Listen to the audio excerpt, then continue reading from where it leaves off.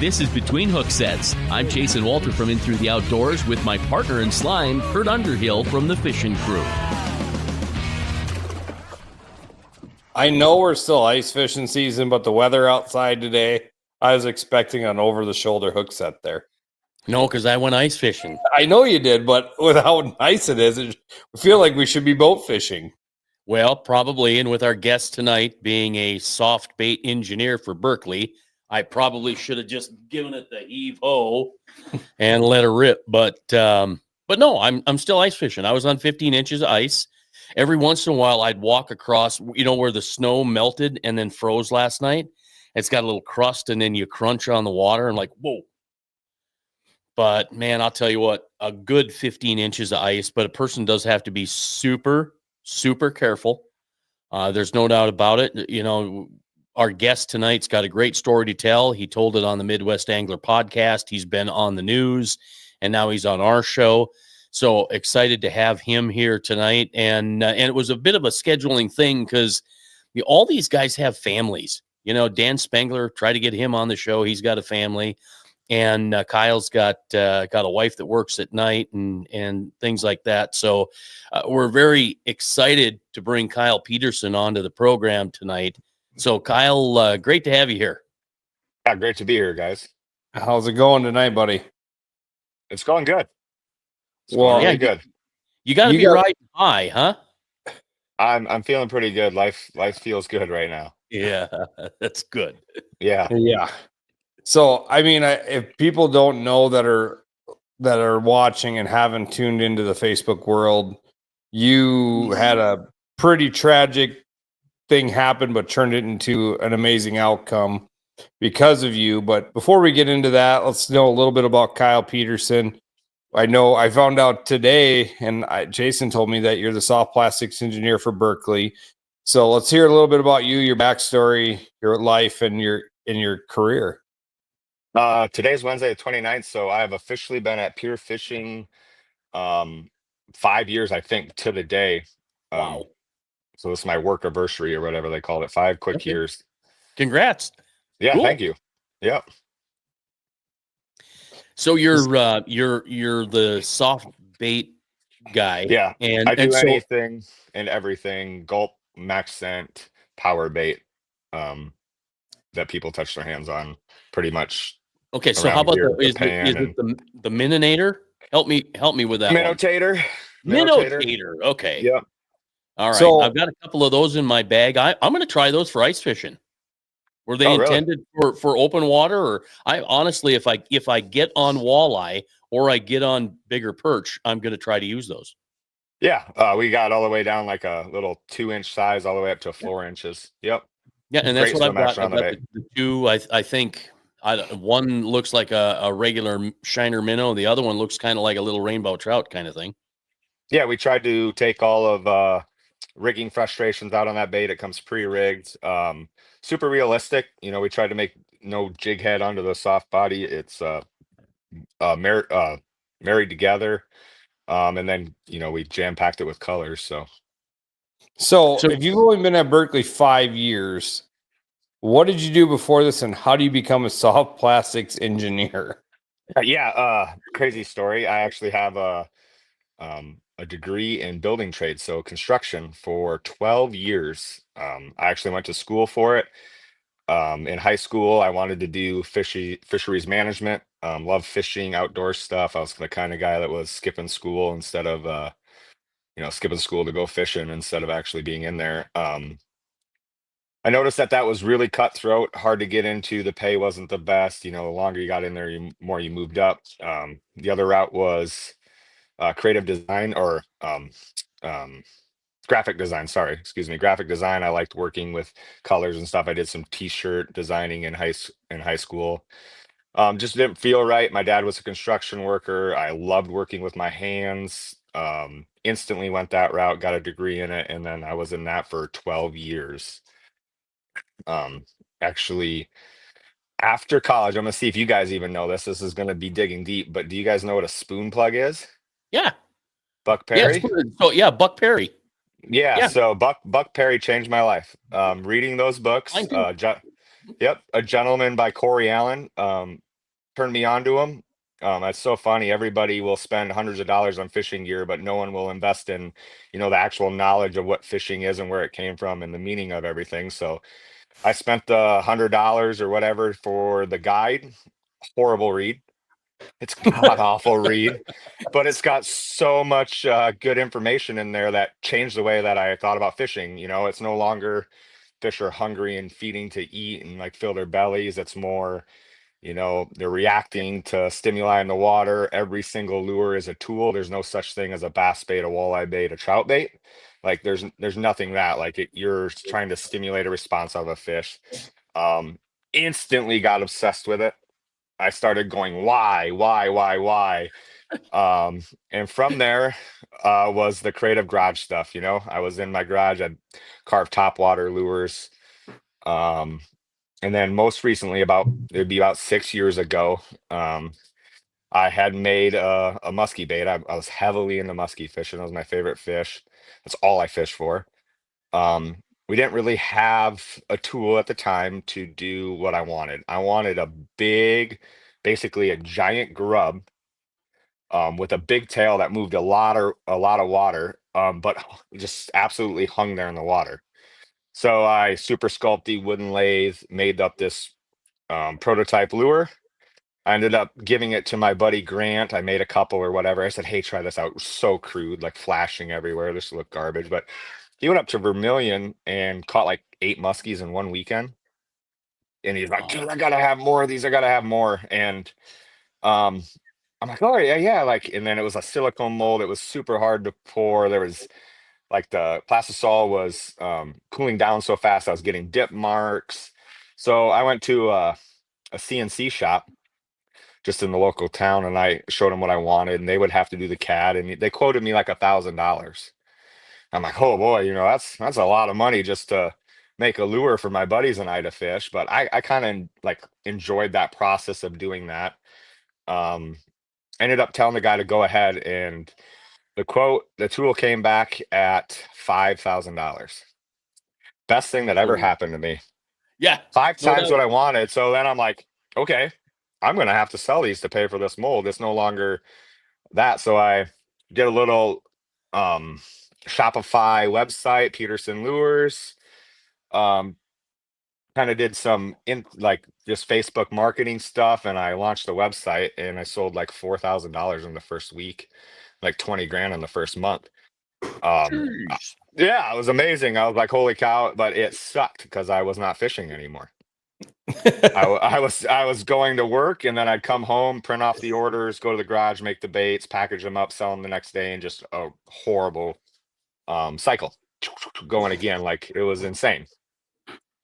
And that's where Pure Fishing had posted a job. I didn't even know Dan at the time or anything like that. I applied.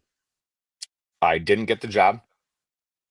The first one that posted, I actually ended up working a couple more once. I was insulating my house, sweaty, horrible, and I'm like, God, this sucks. And I just randomly messaged Dan again. I said, "Hey," I said, "I realized I didn't get the job, but if anything opens up again, I'm serious. Like I think it would be a dream come true to come work in Berkeley, whatever it is." That night, I got a phone call asking me for an interview. Wow. It So was that's interesting. They call at night and on weekends. John Prochnow got his call on a Saturday morning. I think it's 7 o'clock in the morning. yeah, we don't really stop working there, but Yeah. Okay. that's that's amazing, It's fun, Right. And they interviewed you for the engineer for soft plastics, and that, or did you work your way to Yeah. that? Nope, that was the role. They wanted to have a more focused, specialized person doing that. That's all my job would be, is to come in and just the lures, concept, design, testing, all the way to through production and making sure the bait's right. Previously, Mark Sexton, the fisheries management research guru, was doing it on the side, and we split off. So he's all science, and I was all the lure design, and we worked together and everything else. Mark taught me so much in my job, helped me become who I am today. Wow. Yeah, that's crazy. That's crazy. Yeah. You know, just I've been up in that attic insulating. That is you Hot. contemplate a lot of things in life when you're doing that. Where did I make the wrong turn? Uh-huh. Yeah. You're like, what was I thinking when I'm up here with this God. blowing insulation and it sucks and it's hot and everything is not going right? Yeah, you really start to think about life. Yeah. Yeah, you are literally in the hottest spot in the house in the summer. Yeah, not a Period. lick of breeze either. No. Yeah. So, Nothing. which led you to that. Incredible. I mean, fate had to be, and now you've been there 5 years. Get to work on some of the best baits out there for plastic. I mean, the plastics. The gulp has been around for how many years, and it's Gotta be over 20 years. Yeah. yeah. I mean, it's crazy how well gulp works. Yeah. So Jason's over there looking for something. He's always got something hidden somewhere. I've got some of the original gulp in a box here somewhere, but for some reason now I don't see it.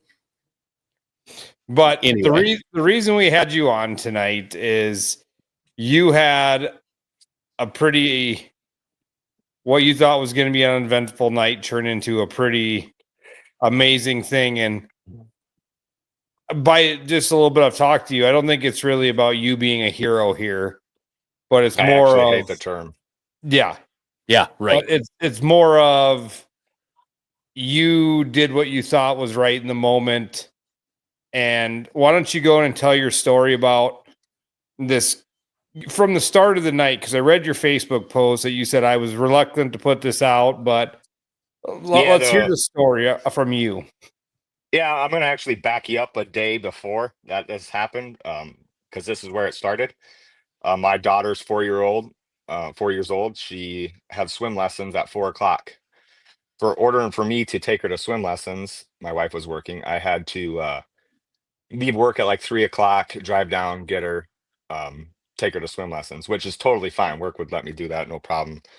Um, but I don't like to leave work early. I like to do the work and stay there and stay focused and make sure I'm busting my ass. I really try to make them proud. They took a gamble on me being a construction worker, and I'm trying my hardest for them. So, anyways, my mother-in-law comes in town. She's retired to babysit and take her to swim lessons. Great. She randomly decided to stay an extra night. So she stayed there. Thursday, I got home. Um, I actually had a work trip planned. Airplanes. Don't ask me why, but I'm terrified of planes. I get You it. could lock me in a room with a line, and I would be more comfortable than getting on an airplane. Oh my. I'm not even kidding. Like I don't know why, but I just feel like guys' feet are meant to stay on the ground. But I have to travel for work, and I get over it when it happens. But anyways, I got home, and there's a big trip coming up, and I'm talking with my mother-in-law and my wife, and my 4-year-old daughter has never done this before. Goes, "Don't worry, Daddy. I'll pray for you." It's like, "Oh, okay, honey." So we hold hands, and she she does the Lord's table prayer first, like we're eating food, and then and then afterwards, it's like watch over my daddy and take care of him, and me not knowing anything what's going to happen in the future. Um, I mean, it hits me hard now. I'm actually able to talk about it without crying, so that's pretty good. Um, so that night, my wife had a supper with a friend that was in town. I was supposed to stay and watch the girls. So without my mother-in-law randomly staying an extra night to watch the girls, there's no way I would have been at that supper. Um, I'm not a big, I don't want to go out and listen to all the hens cluck. Like I did not want to go to that supper, and that's probably why I kept saying no, no, no, I don't want to go. Um, I randomly just got this urge, this feeling to go. Something told me to go. So I asked my wife, I was like, you know what? I told her no 3 times. I'm like, I'll go. Like, I'll get in the car, I'll go. We get in the truck. We start driving. I remember vividly going past the set apartment buildings, and I'm listening to the rock station, and there's a Bible verse on there. My wife doesn't remember it, but I remember it. So there's another part that lined up. We get into the restaurant, and they set us off. There's like a group of 10 or 12 of us. They set us off in the side room, and I happened to sit facing north through a door retaining wall, and a tree out on the lake. If I would have sat the other direction or any other spot, I would not have saw this happen. So I sat in that chair. Everybody comes in, we're all ordering, and at that moment, I saw 2 sets of headlights like coming north out of across the lake, out in the middle. And I'm like, just that gut feeling, like, God, I remember guys um talking about open water on East Lake out in the middle. Like I remember people like normally I'm ice fishing all the time. Just this year I haven't really had the bug and urge to go. But as soon as I said that, like 2 seconds later, I see headlights kind of like tip up. They like turned towards the restaurant and just disappeared. And I mean 20 seconds disappeared. Like normally they bust through and like you can get out and everything else, but I mean disappeared, like gone. And the other UTV was hundreds of yards behind it. So they had time to stop. I just got up. I looked at my wife. I said, they just went through. I called 911. I ran down the stairs, like down to the water edge. I told them what I'd saw. I was the first call. And then I could hear in the background on 911, I could hear all the phones start ringing of people calling it in. I looked at my wife. She was very, um, she wasn't very pleased, but I'm like, I have to go try. Like I figured like I'm not like out of shape or anything, but I figured if I fell through, like I've never done it before, but I probably can get myself out, right? Like I don't know. I guess we'll have to see someday. But I jump onto the ice, so we're gonna keep that part for later. I kind of got down by the rocks and I just jumped on the ice and I just took off running. Um, I had my phone in my hand. I was running. I must have been on the phone with 911. I can't really remember. I don't know, but I'm sprinting across the ice, best I can. I had hay dudes on, um, which we all know they're slippery, but there's a better part to this story when we get up there.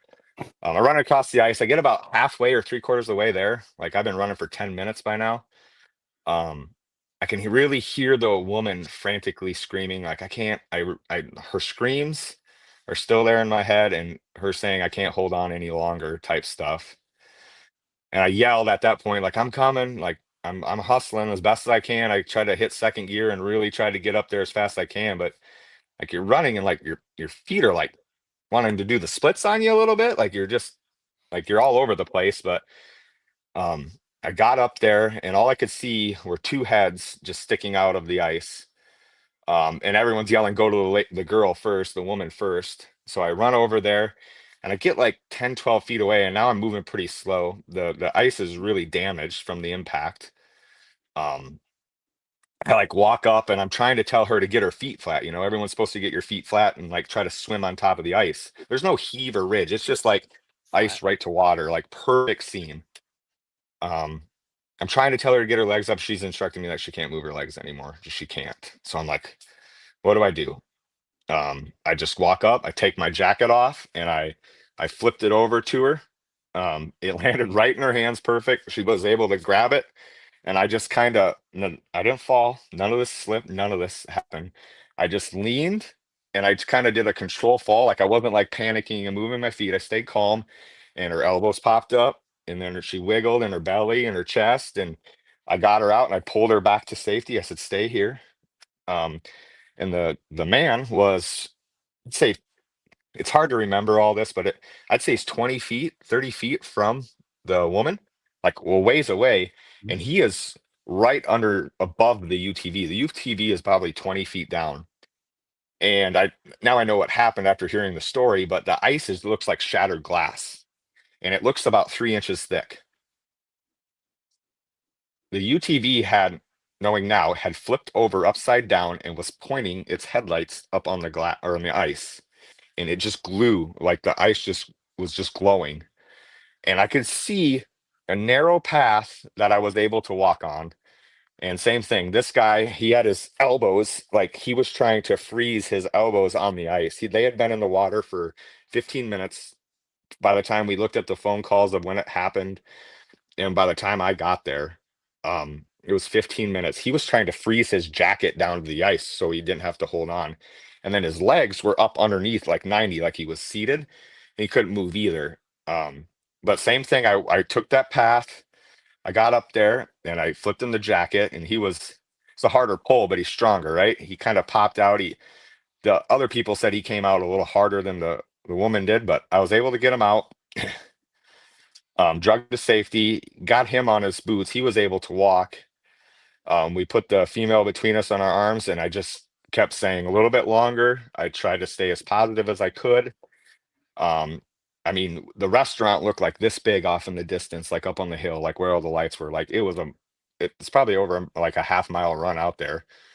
But I'm like, keep going, like a little bit farther. Like, we got this. You guys are gonna be all right. I was just staying super positive, and we walked for 10 minutes.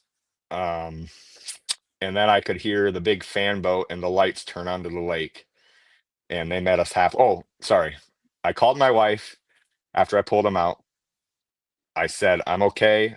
I got him out, got to go by. Hung up, and I called 911, and I told them, this is what I'm doing. I'm walking across the lake to Waterfront, the restaurant. You're going to have to meet me there or halfway between. And I said, I got to go by. And I hung up on them. And then I saw the lights turn on the lake because it's pitch black out there at this point. There's no one around. And I was able to use my flashlight on my phone, and I waved them down. Those guys came over, were great. Got them in there with some blankets and took them back to the ambulance. Wow. Yeah. That is it. I read the story on Facebook, and I envisioned it. Matter of fact, I did an episode on it next week because I had to share your words. It was crazy. But then to hear you tell the story and add all of the other nuances to it is just truly, it's one of those, the hair standing up on the back of your neck. Like you said, God was there from the beginning, even before. Looking back now, after we got him to the ambulance and everything else, I was pretty cool and calm. Not even shaking at all. I'm just glad I helped. Like the rescue team was, high-fiving and patting me on the back and everything else. They drove me to the restaurant. I went up and my food was packed up. Those people had packed my lunch up. I'm like, I'm sorry, but I just got to get out of here. Like, I was wet, I'd fallen a few times. Um, coat was all frozen. It was kind of funny. We walked up to the truck and I go, oh my God, my keys were in my jacket pocket that whole time. And I reached down and they were still in there. Really? Yeah. Everything was going your way. Yeah, I unlocked my truck. I started it up and it hit me. I bawled. I was shaking. I've never felt anything like that. I can't experience what that was like. There's no words for it. I mean, I've shot some big deer in my life, and the adrenaline from that is 1/10 of what I was experiencing with what went on there. So Thursday night, I didn't sleep a wink. Maybe 2 hours. I was actually I didn't tell anyone about this. The one thing that I did do, or else I wouldn't be here because the hero term and all that, I don't really like it because I was just trying to do the right thing at the time. But I said my name to the rescuer, and that's the only thing I said. We got into the truck. I went home. The next day at work, I told two of my closest friends at work. I bawled all day at work. I got through almost all of Friday without anyone knowing. And then the news release came out, and the rescuer that saved me remembered my name and he put it in there. And then the comments started going, and one of the persons tagged me in it. That was my friend. And then it kind of opened up from there. I started getting some text messages and phone calls. And the people found that link and were able to reach out to me. Just nothing but appreciation, apologies, wanted to meet me so bad. Saturday morning, I'm good. Everything passed. I'm super happy. God is good. Woke up on Saturday. I said, absolutely, let's get some lunch together. We ended up meeting, shook their hands. I think they told me they had 5 or 6 kids, which really hit home. Oh, wow. I got to hear their side of the story about all, the people are in the water. So the other UTV, people are going to ask, but it's like 50 yards of open water. So when they had hit the water, he felt like the open water and he goosed it like to try to go across, which actually he made it all the way across the other side and he hit the other side of the ice. So that's when I saw the headlights go up, and that's what shattered all the ice.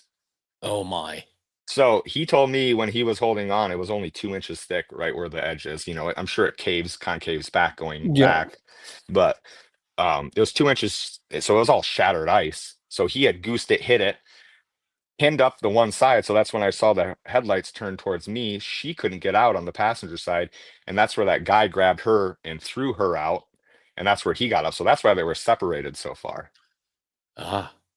But they told me the other couple that were in the UTV, they were watching on the phone with 911. He's trying to run up and down, but it's a whole seam. You can't get around it. So thank God I was Yeah, on the right south here. side. I was just gonna I'll ask, back like, up again. there was other people on there, like I was guessing they were on the other side of the ice and just Yep. couldn't get to them. Yep. It's not like you're swimming across that. No, and I to mean, his point, like his friends can't get out. How is he going to get out? Type thing. And then there'd be another person in the water. He said he was ready to dive in, if someone was getting that bad, and that's where they were at. Like the lady saying she can't hold on anymore. It's just her fingertips on the ice, and here comes this man. This is my favorite part. He's like, it's like one of those divine interventions or whatever. Like this man just walks out of, like they're in the middle of the lake, just walks out of the darkness. He said he came up, took his jacket off, whipped it over, pulled the girl out, walked over to the guy, pulled the guy out on the shoulders, and just walked off. And they're just like, what is this? How does this even happen? Dude, I know, you know what? I know you don't like the hero thing, but in this day and age, we're all looking for a hero. And you, my friend, are a hero, period. Yeah, You were the only lifeline between those two people and that entire family. So you're a hero. Chad said it earlier. It's not easy to accept. I get it, but you are. So please just take the hero label because, man, you are. I really appreciate that. Like I said, I tried to skate through the best I could without anyone knowing. I tried to bury it deep, but every I'm single damn person glad we that's found out. every single Damn glad we person that found out. I respect and hold close to my heart told me that this story needs to be told. That's when I Yes. made the Facebook post. I promise you, I've never typed anything that long on my phone ever once. Like that was horrible. I like about gave up like 4 times through. You don't But come across as a multiple paragraph poster. no, I'm the K kind of response. Like I'm kind of old school at heart. I'd rather call Yeah. and talk to someone on the phone and text. And So let me guess on any given night when you guys are going to bed, when your wife says, "Kyle, I love you," you just go, you and too, babe. yeah, there you go. Yeah. I Yeah, mean, it's there's something to be said. I've always been the guy that says everything happens for a reason, and doesn't matter the one, like you said, you just had a feeling like I should go, even though you said you didn't want to, you just had that feeling, everything happens for a reason, and you were their reason that night. I mean, you were their reason, and that's why they're here today. yeah, and I had my daughter praying for me that Yeah. night before, right before I left. That one took me a long time to be able to say that without being able to tear up. That one hit home. Well, That and for you to show your emotion is fantastic too, because in this day and age, Oh, I'm it's so, horrible. Um, I could care less what anybody thinks about me. Like I could care less what people think about me, except for my people that I care about. Like I want like I care so much what they think about me. For some reason, man, like funerals, I don't even know the person. I'll bawl. Weddings, American Idol videos with the people singing. God, oh, yeah. they get me every time. Don't ever I'm worry. I'm okay the same saying way, that. bud. You could I, break my leg and I won't even shed a tear, but you let some little girl sing on American Idol, I swear to God, it gets me every time. Don't watch. we This got is a big not. one coming here, Oh so my. Yeah. Here we go.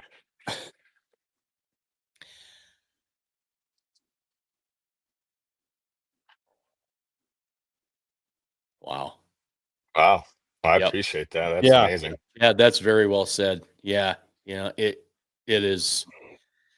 It's amazing. You know, when I saw this on Facebook, my initial reaction was to read it again and then read it again. I'm like, wait a minute. This guy's got to tell this story. And initially I'm like, I hope he does the Midwest Angler podcast. I hope Matt and Scott get a hold of him. I hope he does it, but I'm going to get a hold of him because he's got to share the story with us too. I just hope he does. And so Yeah. I'm glad you did. Thank you. Thank you that you did the Midwest Angler podcast and to do this, you know, for a guy with very little words, which actually you're very well spoken. It's not easy to just sit down and do a couple of modern day TV shows, I guess we'll call them. So, you know, hats off to you at that. And I appreciate it. Yeah. Wow. Yeah. I mean, like I said, it's incredible. I mean, I'm just thinking of all the things that that you've saved for these people, right? I mean, they were going to leave kids at home. I mean, it's just a tough thing. And I think you got some friends out of the deal. You know, I think when you went to lunch with them, I mean, for them to reach out and go to lunch and all that things, I mean, I just can't imagine their side of the experience, you know. Wow. They had been coming to winter games for, I want to say, like almost 15 years, they said. I could be wrong on those lengths of time, but they met in winter games. It was a day after her birthday. On Wednesday, they took the UTV out on East Lake and they drove a big loop. But since it's not really heaved, I'm sure they just missed it. He said they drove out there to make sure they were good to go through. So they did some scouting. But like the people don't realize, it's just ice to open water to ice. And if the sun's glaring wrong, like like there's no heave like a normal ice heave or anything. So they went out there and it's glare ice. The whole lake is glare ice. There's no snow on it. So it blends right in. So they did their work. It's just you know, a bad situation that turned out all right, I guess. It just goes back to what I always tell everybody: no ice is safe ice. Yeah, none. Yeah. You know, no ice is safe ice. You've always got to be extra cautious, and that's why they call them an accident. They didn't mean for this to happen. No. Yeah, and yeah. It wasn't like they were dumb kids trying to skip their ATV across it. You know, right. Exactly right. It just was a wrong place, wrong time type of deal. And thank God you were in the right place at the wrong time. Oh, no doubt. You know. So how did you think or know to use your coat? Just came to you?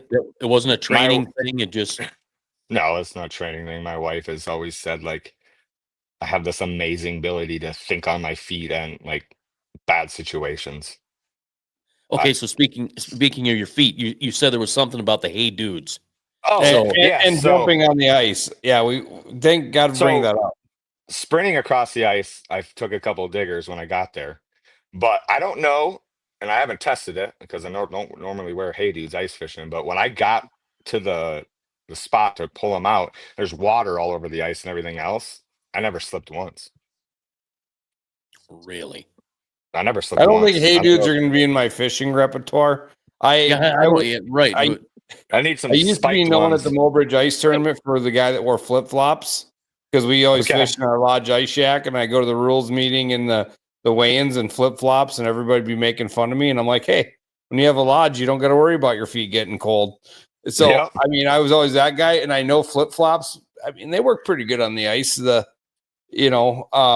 yeah, maybe I don't know if it's a soft sole or what, but like those hard rubber boots, you're all over the place, but nothing's going to work. It's amazing. And thanks to Brett and Chris at Target Walleye, we get a little laugh here. I get that on my work email, and I was, working on some CAD stuff on the next shape and came in and I was just flicking through and I'm like, oh, this is cool. He took and wrote it on there because I know Brett, he's a great dude, and I started laughing when I saw that down there. So we got another one, Chad.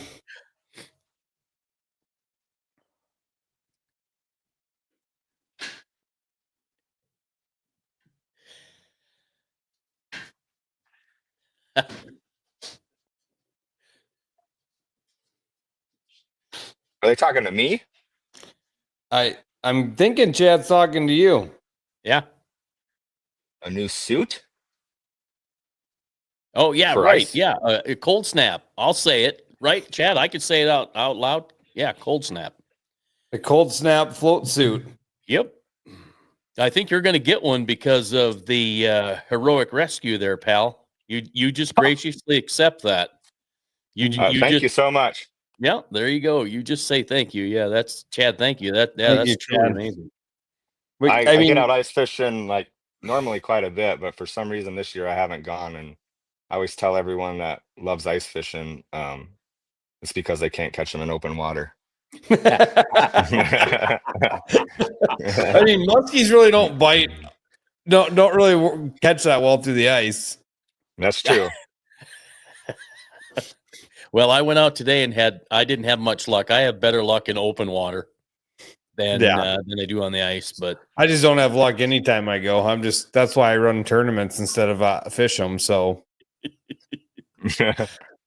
yes, yeah, okay. So Chad just confirmed that that'd be the deal. So yeah, what an unbelievable, heartwarming story. Because there've been, for us out at the river and for people everywhere, Buckley and Kent falling through, losing their lives. This comes on the heels of that. So for a lot of us, it hit home. It's hitting home close for a lot of people here. Yeah, very close. I used to drive up to eat Kent's Tavern wings. It's a 36-mile one way, 72 miles, and I told Kent all the time, I guess you got the right recipe because I'm driving 72 miles a weekend to come and eat your wings. And so I never dreamed in a million years that that he would be gone already. And then Brad Schilling, of course, and there was an incident in Pollock. We had one here at Oak Lake. I mean, it's just, it's one after another.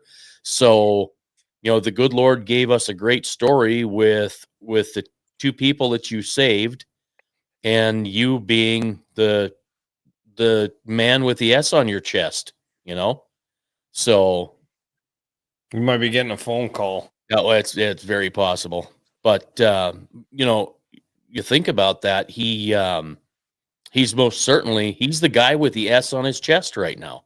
Yeah, I mean, I'm just thinking him talking about running for 10 minutes and halfway there. I would have fallen down 18 times and been out of breath.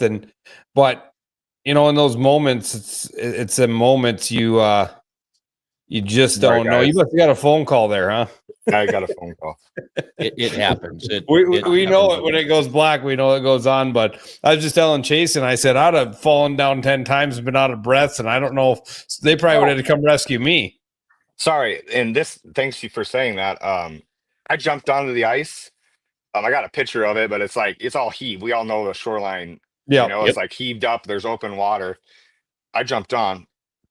My wife, who's the same way that I kind of am, just trying to be a helping soul. She came out to the ice to try to get him, broke through right on the shore. Oh my! She was able to stand there, and hear my footsteps all the way out. For a while, for 5 minutes, she said she could hear me running. She said she could hear me falling too. It was a louder boom, but so that was good. But thank God I didn't have to worry about my wife because the seam. Not knowing where I'm running, it's pitch black, but the seam is jagged, right? And I'm kind of running like with it a little bit. But after the boat got us all the way, I didn't have to worry about my wife getting on, basically. That's where we're going with that. But after the boat dropped me off, the rescuers got out and they broke through. Oh my. And then I was able to just go right back on shore and get off. So you walked on water. I walked on ice, I guess. Yeah. Dude, you're charmed. Yeah, I mean, I didn't want to bring this up, but with all your talk of this stuff, when I was a kid, my dad and our friend Paul were down in Fort Thompson fishing off the wall, and they were jigging and doing all this stuff, and they were getting hungry. So my dad went up to the casino to get burgers, and my dad was doing his route, and Paul goes, "Just leave it in."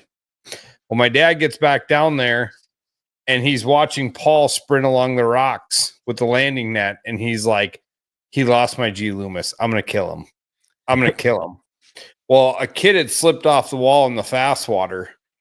Oh, And Paul was sprinting on the rocks with a net, and he hit the kid once and missed him, and then hit the kid the second time in the back of the neck.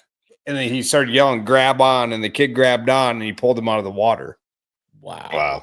And my dad, and if you've ever walked on riprap along a river, you can't walk on that slimy, slippery stuff, let alone sprint. And my dad's like, he was sprinting. I mean, and I remember there was a whole newspaper article when I was a kid about this. My dad's like, I lost back then, I lost $25 worth of cheeseburgers, because he had a whole bag of cheeseburgers. He's like, he goes, I saw him running. I just threw them, and it ended up being like one of the chiefs of the Crow Creek Sioux tribes, like grandson. And he was out there with his cousin and wasn't even supposed to be down there. Oops. And, and then our friend Paul ended up saving him. And my dad's like, and when he was even trying to walk back, he kept falling down on the rocks, and it was fall. And like my dad said, the weirdest thing in the world was like everybody else around there didn't really care. So my dad took his jacket, wrapped it around the kid. They got him in the truck. And this is, this is probably before cell phone days, and they finally, like the cousin with him didn't even want to leave to go home because he knew he was going to be in trouble. And they finally figured out where he lived. And it was just a whole mess. But yeah, I mean, going to your story, jumping on over the open water, not falling in, not breaking through, running along the seam, somehow quartering the seam just perfectly, and then getting out there and getting them out. Believe what you want, but there's something above us watching us. Yeah, absolutely. No doubt. And be prepared. I don't know that I'm just expecting that there's going to be some sort of a ceremony for you. I don't know. I'm not clairvoyant, but not maybe during the walleye weekend, but maybe the Blue Water Festival in the fall.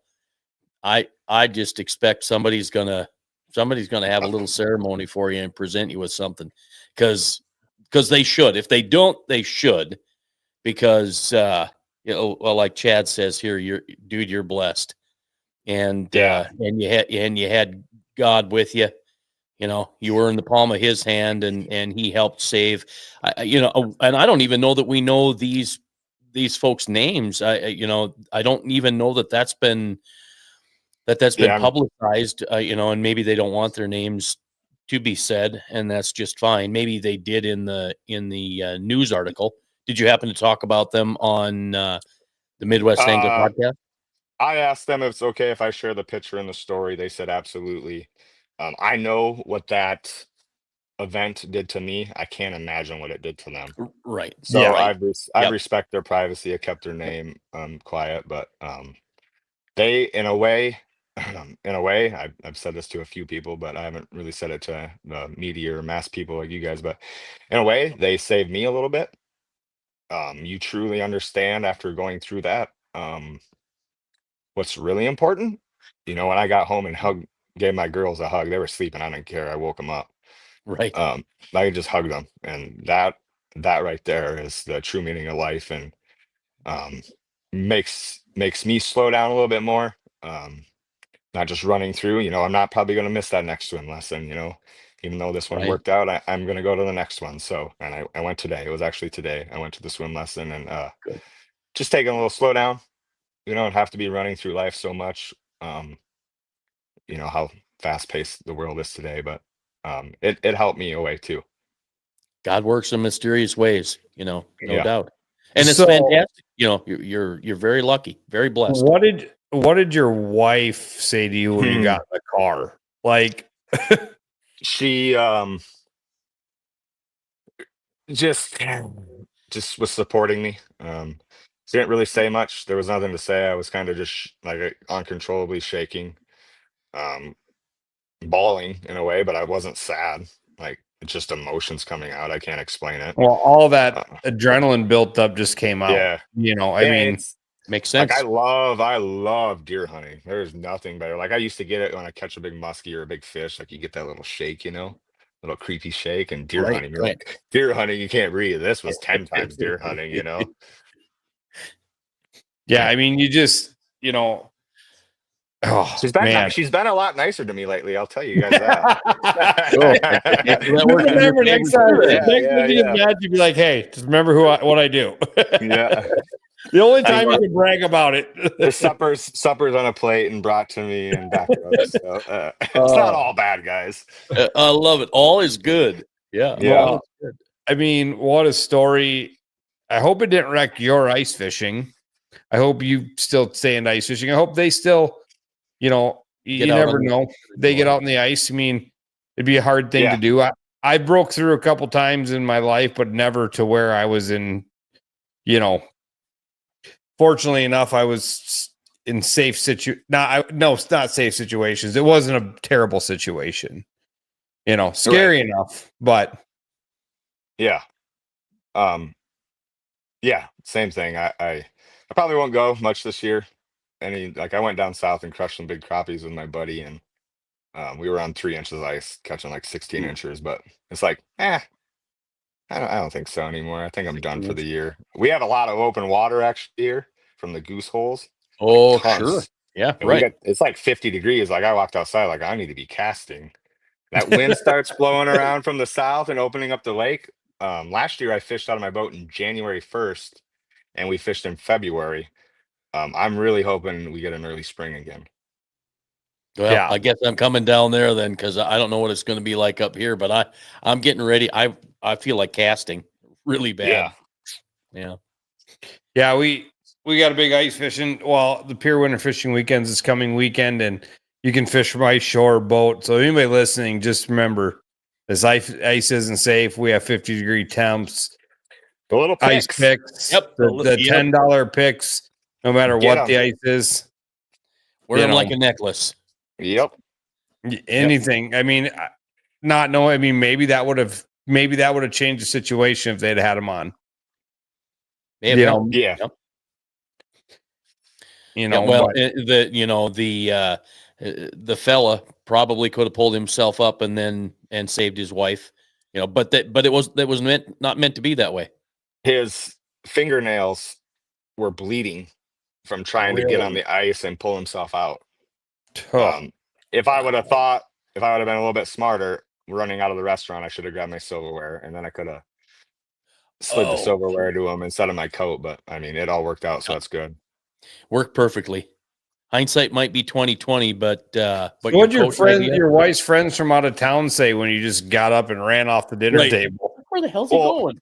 Well, that poor guy, it was her. She was a nurse, so the woman that we were meeting that they worked together is a nurse in Hawaii. Oh my! And it was her fiance or boyfriend or whatever from Hawaii. So that was his first experience. Never just standing there like, what is going on? And yeah. Never seen all the ice he's seen in a cocktail. Yeah. Yeah. Wow. Well, man, true heroes are humble, and you're humble. No doubt. You're not looking for the recognition to make anything out of yourself. We wanted you on to tell your story because, we wanted to be able to get the story from you and hear the real story, as we always say. Not looking to pump you up, but this was a story that needed to be told, and we're proud and glad you came on with us. Yeah, it was a blast. Thank you. Next time we'll have to be talking some fishing and talking about how walleyes are the easiest fish to catch. Well, before we go, Chris wants to ask you what the easiest fish is to catch. There he goes. I didn't hear the answer. What was it? Walleyes are the easiest fish to catch. There you go. There you go. Anybody can catch a bass. I got about 1,000 anglers that fish my stuff, and I bet you 900 of them would disagree with you. They are the most aggressive fish I've ever seen swim. Since forward-facing sonar, that has taught me so much about fishing. I love targeting walleyes in the cold water. They are so aggressive. They'll destroy a jerkbait and rip paddle, the ripping the champ swimmers and everything else. It's really fun. But I'm a bass guy and a muskie guy at heart. So muskies are really easy to catch once you stop thinking about muskies as muskies. That'll piss a lot of people off too. Really? Yeah, as soon as you throw your muskie gear out of out of the boat, you can start catching them 100%.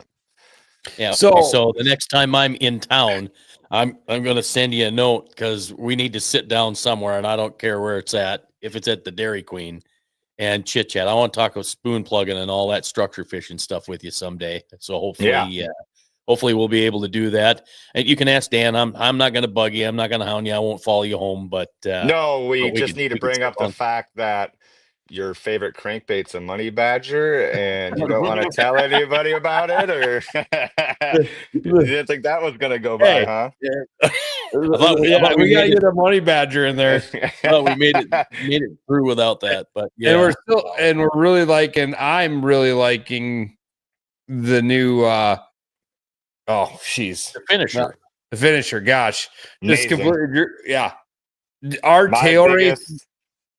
Our tail race below the dam this entire spring, late summer through cold. I bet you go down there right now and do it.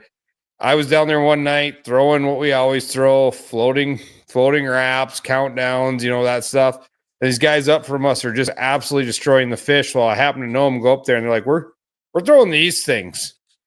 I don't even know what they are. And I go, Dan did an amazing job on that bait. I He said, that's a did. Berkeley finisher. And he goes, all you do is you just cast it out there at like 1 o'clock or at 10 o'clock and let it float down in the current. And if you don't have a fish by the time it hits 1 o'clock, reel it in. You don't have to jig it. You don't have to do nothing. And it just, So I just cast out in the fast water and it just floated down. Oh, there's one. Like, you don't do nothing. You just sit there and hold it. it's actually got a natural built-in swim action as it falls. So what it's doing is it's swimming. Yeah. It actually pivots and swims. Yep. And we That's crushed amazing. so many fish on those finishers. And I lost a whole bunch of them. So you're welcome. I mean, Yeah. you fish the rocks at the tail race, and if you don't reel at the right moment and fast enough, you lose one. I mean, Okay. so I went through a couple good for $100 in finishers. So yeah, I will. The box needs to be restocked after going down there, but they're a great bait. I'm going to buy some smaller ones for this weekend ice fishing. And number 5s, yeah, I can't. I mean, we're throwing all the big ones in the fast water, and they were just destroying them. I mean, it was incredible how. And then we went down there the one night, and the water was a little different. Me and 2 buddies went down there. I walked up by where we were at, smashed them the one night, and my buddy's like, "Oh, we'll stay down here." And I cast it out, caught a keeper, cast it out, caught a keeper, cast it out, caught a keeper. Called my buddy and said, "You better get up here because I've got my 3 out of my 4." He gets up there. He gets 4. I get my 4th. We call our other buddy. I got 3. Other buddy comes up. He starts catching them. Some old guy's like, "What are you guys doing? Can I watch you?" And he go, "Or what do you use?" I said, "We're using the Berkeley finisher." And so then he puts one on, can't catch them. And the water was kind of breaking back. So I'd pop it a little bit that time. And the guy goes, "Can I watch you guys?" So my buddy casts his out, pops it once, fish hits it. Didn't give the guy ready for this? Yeah. Easiest fish to catch. Yeah. so I'm like, all right, so this is what I'm doing. Popped it once, and I'm like, dude, I'm sorry, I didn't get to show you what I was doing. Did it again. We caught 5 in a row trying to show this guy what we were doing. Awesome. He's like, okay, I'm buying more of these. So Yeah. Everybody needs to get them. And here's the secret. It won a big ice tournament. The guy that won the tournament with it didn't want to share the secret. And I sent it to Dan. I said, "Hey, Bowbridge Ice Fishing Tournament was won with the finish." He's like, "You got to be kidding me. Is the guy going to post it?" I'm like, "No, he's keeping it a secret." We have that, and I'm part of the blame. I'll give you. My personal best bass is on a money badger, actually. 7.3 out of an Iowa lake. That's pretty good. We see that with Max 10 all the time. The tournament wins and nobody's talking about it. You see state records being caught. Like those guys are talking about it, but it's kind of our biggest challenge that we talked about how to overcome that, because same way you guys are, I'm the same way. It's like back pocket. yeah. I ain't telling people about that. Not in today's age. Yeah, and then all of a sudden the finisher's off the market because It happens. It didn't have the it has massive happened. appeal because it was and that's what Dan said. He some of his life's work, that he's put blood, sweat, and tears into has come off the market because it never caught on because it was kept a secret, but it was just an absolute, fish slayer. And it's unfortunate, but I guess that's the way it goes in the walleye world. Everybody likes to keep a secret. I will give you guys one last one. My favorite bait of all time that Dan's worked on is the Stunna Plus 2. That is by far the best jerkbait I've ever fished in my entire life. It gets down really, really quick. Like if you're fishing on 10-pound line in a full cast, you can get that bait 15 foot and it still works like a jerkbait. Really? It's amazing. Well, I didn't try them I'll try them next fall. Maybe I'll try them this spring. Yeah. That spring and see what happens there. And the new jack, I love that new jack, but they're so big. I hope they're planning on a 3, 4, 5 because they go what 6, 7, 8, 9 maybe. They're quite big. Somewhere in there. Really nice perfect for Winnipeg. Although I hear they're catching them on smaller, like the PK Rattler, the Ridge Rattler, which is the smaller one. But hopefully the jack ends up coming in at least a 4 and 5. Let's hope so. Dan, thank you for your great baits, no doubt. Kyle, thank you for your great baits. One more question before we let Kyle go. Whatever happened with your musky bait? Are you still selling them or? Oh yeah. So Peterson Lures, I sold it to Dave Brown. He's taken over with it. It's kind of cool. He's done a really good job. I just had the website and I was just getting to like Team Rhino Outdoors, a custom tackle shop, and Musky Tackle Online.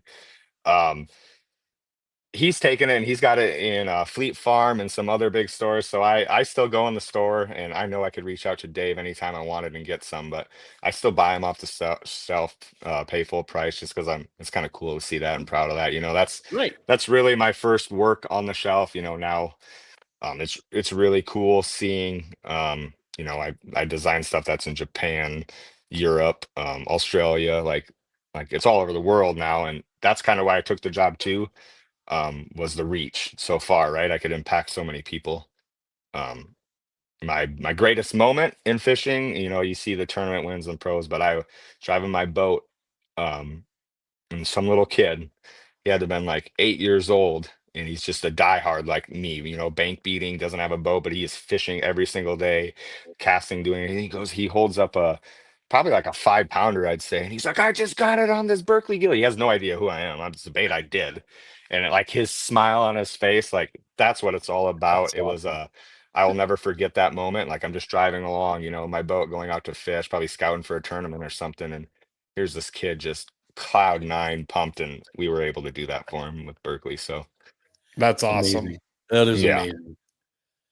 Wow. Well, it's been great having you. What a wonderful story. Even more wonderful meeting you and how humble you are about it. Yes. I mean, we truly need more people like you in the world. I just encourage everybody to trust their gut and just try to be a better person and do the right thing. If your gut says no, trust it, but your gut's usually pretty spot on most things. And go with God. You hear that still small voice inside and go with it. No other people in that restaurant got up. I mean, I don't know how many saw it, but it's kind of sad in a way to see that. But looking back on it, it is sad, but you were the one that was meant to do it. It was all you. So fantastic. Best case scenario for sure. Yep, no doubt, man. I tell you what, appreciate the time you gave us here, and thanks for sharing the entire story. It's heartwarming and it makes me feel good, and I'm going to sleep like a baby tonight. Me too. Awesome. Thank you, Kyle. Thank you guys. Thank you. Thank you for your wife too. Thank you. I will.